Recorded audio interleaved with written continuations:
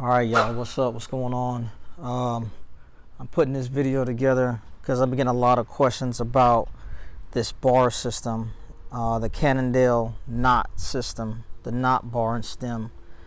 A lot of people tell me that it wouldn't work, but as you can see, I have it configured on both of my bikes, and I'm gonna talk about how I got them installed, what I use, and basically how difficult it was to route the cables and put everything together. So it started with the Trek, right?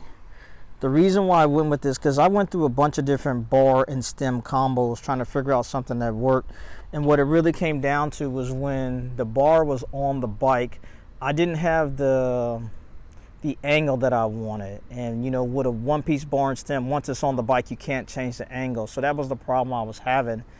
And I was getting real frustrated with it. But with the Cannondale system, since the stem and bar is separate, you know, you got some wiggle room. And the thing that I liked is you can angle these bars. It gives you 8 degrees of pitch to either move it up or move it down. And that really lets you dial in the fit for your individual personal preference.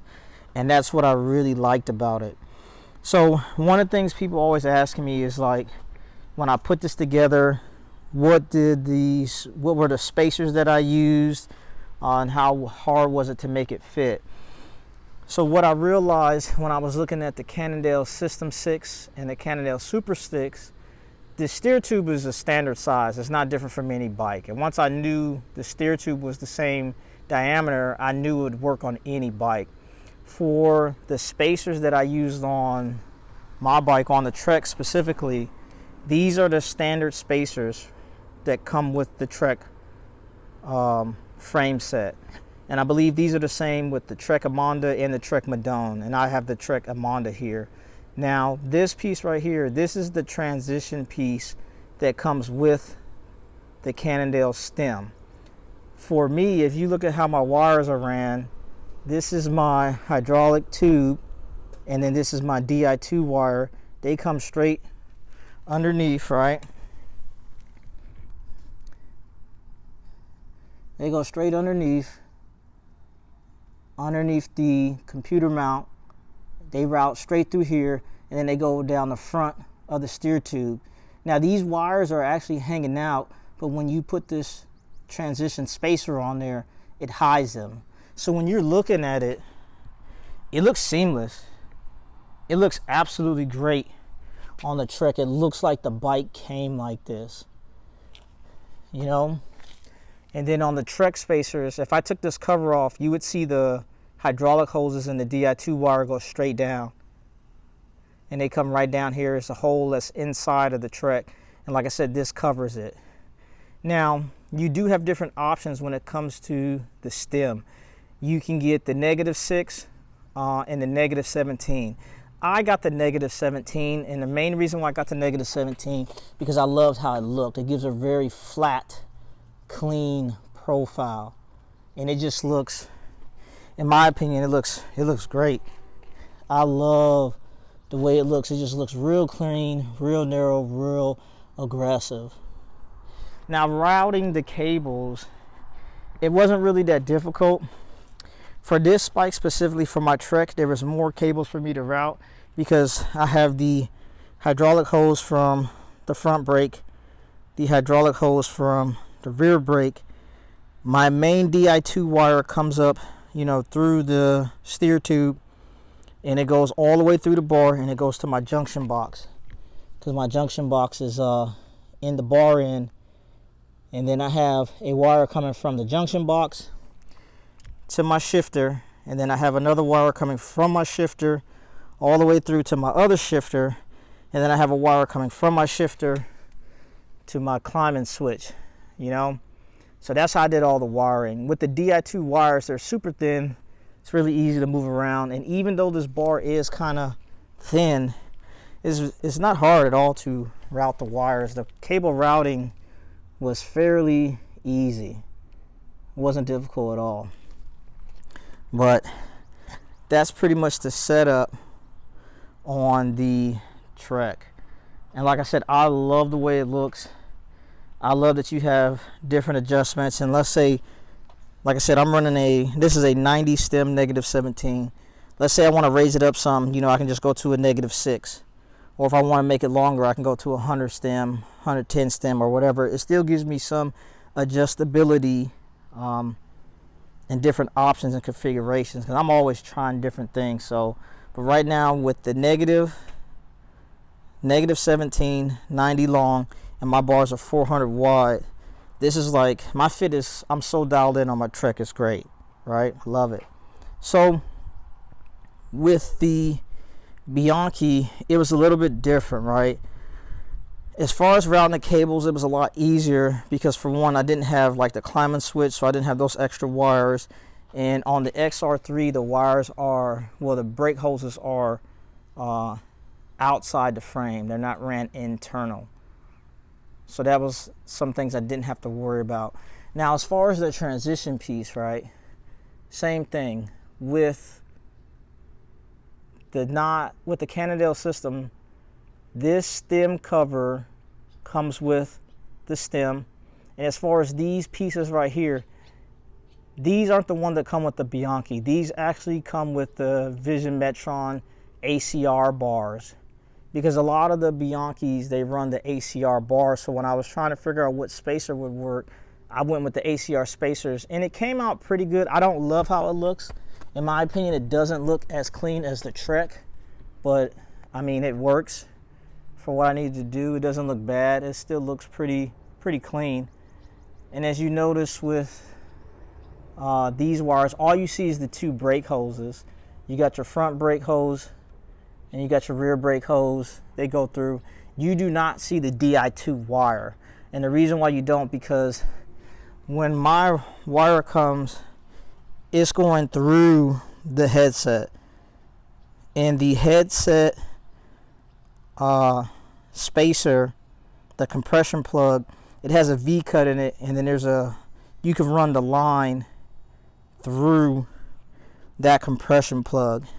And I got that plug because, like I said, a lot of people are running the Vision Metron.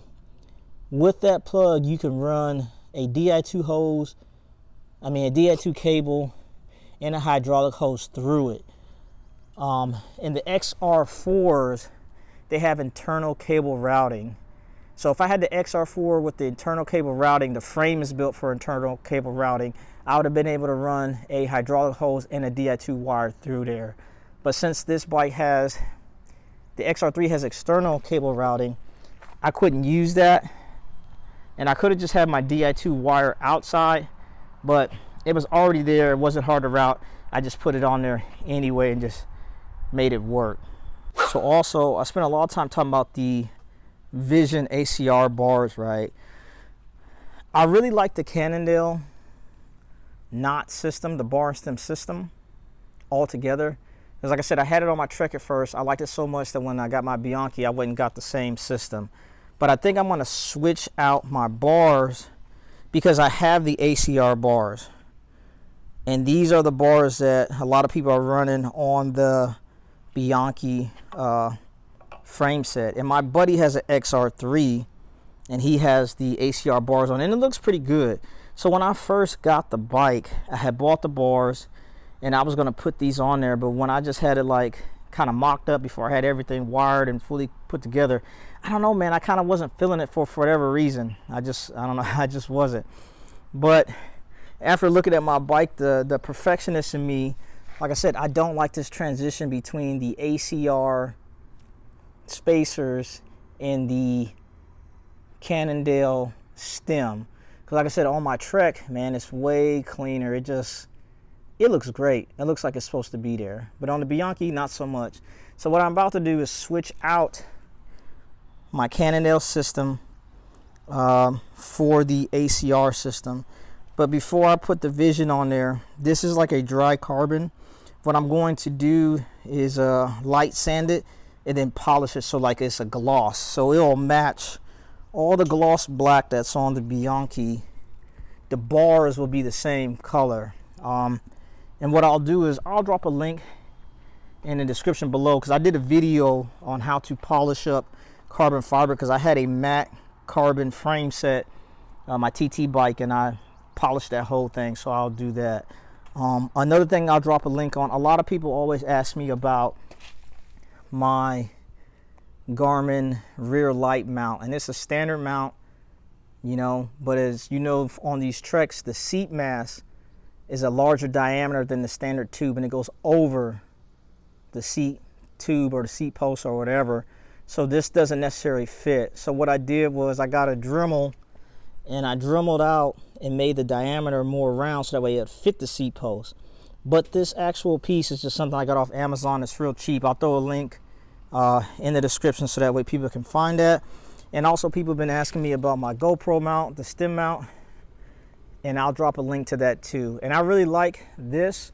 I do miss my anodized stem cap, but this will work. And I have the connection in the front where you could put a GoPro, but I personally don't like it down here. It's just like a lot of weight, it's real bouncy.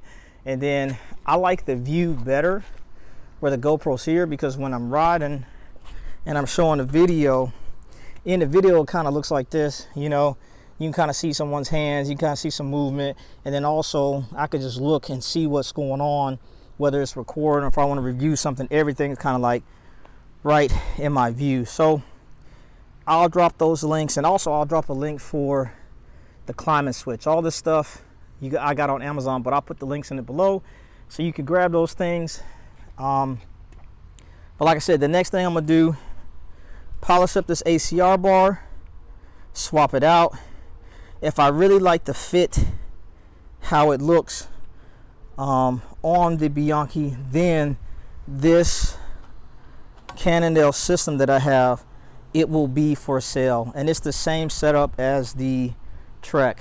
It's a 90 stem with a -17, 400 wide. So if someone is interested in finding this Cannondale knot bar stem system, I may have one for sale once I put these bars on and make it work. The swap shouldn't take long. It'll probably take me longer to polish this bar than to swap it out completely. And some people say, man, why would you even swap it out? I mean, I do all my work on my bike, so it ain't nothing but just like a little bit of time. And then plus, once it's on there, you know, the transition is going to be seamless, because the bottom spacers that are on the Bianchi are for the Vision Metron ACR. So it's going to look dope, man. But those are the two bikes with the Cannondale knot bar system on there, how I have it configured, how I got everything wired, and hopefully this is in addition to, and it helps some folks out, because like I said, I've been getting so many questions on it. How did I have it connected? What spacers did I use? And my recommendation too, when you're trying to figure out what spacers should you use to make the integration on your bike, I would say do some looking around, man. Look at like the Vision ones, or maybe look at the stock ones that come on your bike, or look at stem spacers from a completely different bike. And whichever one kind of like, trying to zoom out real quick, damn.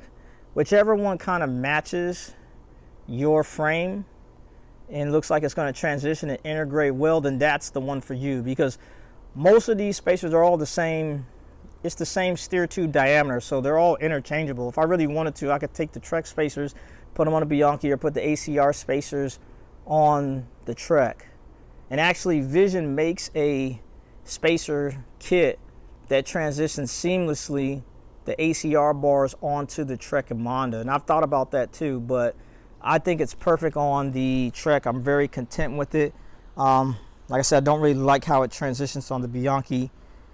That's why I want to swap it out. And then I obviously just already have the bars. They're just sitting here. So I'm going to polish those bars up and throw them on the bikes, man. If you got any questions, let me know.